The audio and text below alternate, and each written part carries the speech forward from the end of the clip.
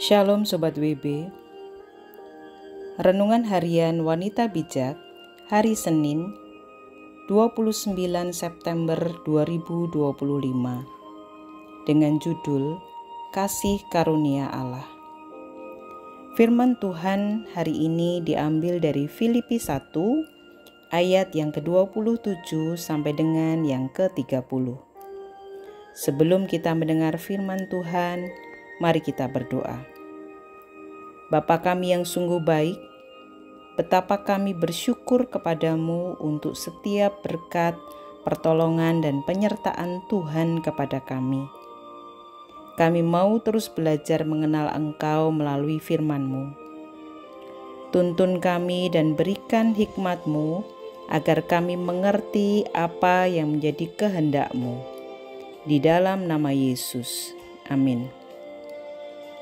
Sobat WB, firman Tuhan yang akan kita renungkan hari ini dari Filipi 1 ayat yang ke-27 sampai dengan yang ke-30 menurut Alkitab Terjemahan Baru edisi 2. Demikian firman Tuhan, Filipi 1 ayat yang ke-27 sampai dengan yang ke-30 menurut Alkitab Terjemahan Baru edisi 2. Nasihat supaya tetap berjuang. Hanya hendaklah hidupmu berpadanan dengan Injil Kristus, supaya apabila aku datang, aku melihat, dan apabila aku tidak datang, aku mendengar bahwa kamu teguh berdiri dalam satu roh, dan sehati sejiwa, berjuang untuk iman yang timbul dari Injil, tanpa digentarkan sedikit pun oleh lawan-lawanmu. Bagi mereka semuanya itu adalah tanda kebinasaan, tetapi bagi kamu tanda keselamatan, dan itu datangnya dari Allah. Sebab kepada kamu dikaruniakan bukan saja untuk percaya kepada Kristus, melainkan juga untuk menderita bagi Dia. Dalam pergumulan yang sama seperti yang dahulu kamu lihat padaku, dan yang sekarang kamu dengar tentang aku. Berbahagialah setiap kita yang mendengar dan merenungkan serta melakukan firman Tuhan dalam kehidupan kita sehari-hari. Haleluya. Sobat WB, mari kita renungkan firman Tuhan hari ini dengan bantuan pertanyaan-pertanyaan sebagai berikut. Bacalah perlahan dan renungkan ayat-ayat firman Tuhan hari ini. Pertanyaan yang pertama, apa penyebab seseorang melakukan kompromi? Pertanyaan yang kedua, apa nasihat Paulus saat di dalam tekanan?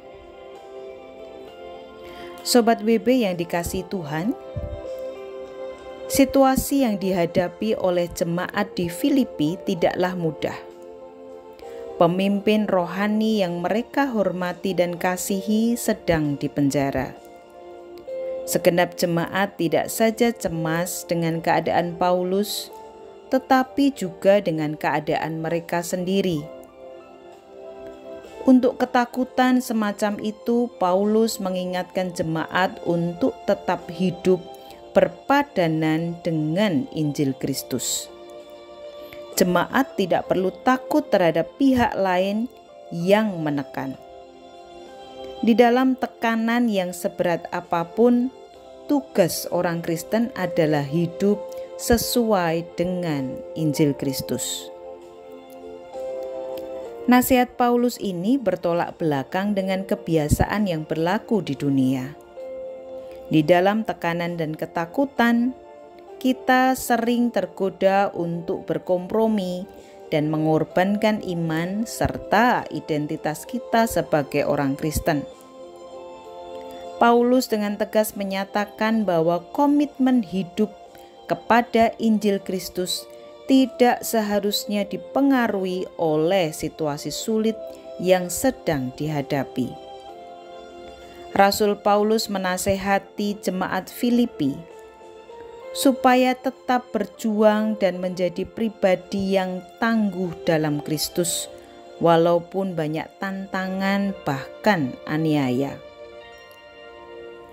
Kita mungkin merasa tidak mampu, tetapi iman percaya kita kepada Tuhan Yesus Kristus pasti menjadi kekuatan dan berkuasa mengubahkan hidup kita, sekalipun kita harus menderita karena melakukan kebenaran firman Tuhan.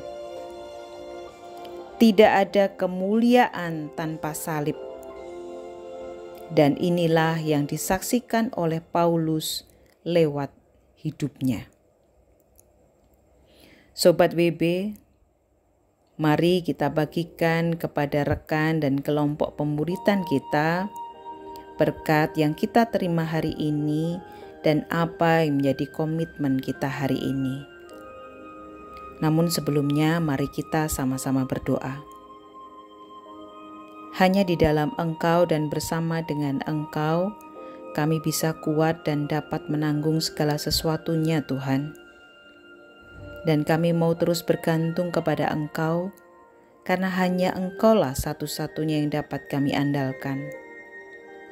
Sertai kami Roh Kudus, supaya iman kami terus kuat, berakar, bertumbuh, dan berbuah, sehingga kami kedapatan setia sampai akhirnya nanti.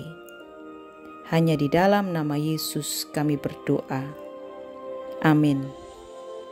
Tidak ada kemuliaan tanpa salib.